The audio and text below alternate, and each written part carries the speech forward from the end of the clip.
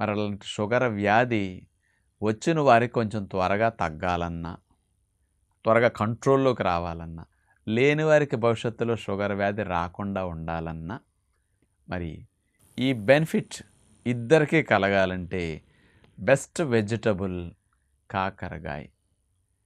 చాలామంది అంటారు చేదుగా ఉన్నవి తింటే షుగర్ తగ్గుతుందంట కదా అని. వాస్తవంగా కాకరకాయ చేదు కాబట్టే చాలామంది ఇతర కూరగాయలు వండుకున్నట్టు వారానికి ఒకసారి కూడా వండుకోరు.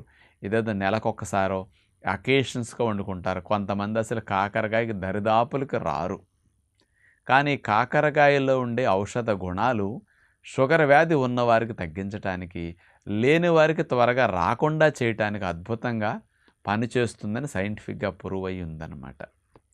మరి కాకరకాయలో ఉండే కెమికల్ కాంపౌండ్స్ ఏమిటి షుగర్ వారికి హెల్ప్ చేసేది? చారంటీ అనే ఒక కెమికల్ స్పెషల్‌గా ఇందులో ఉంటుంది.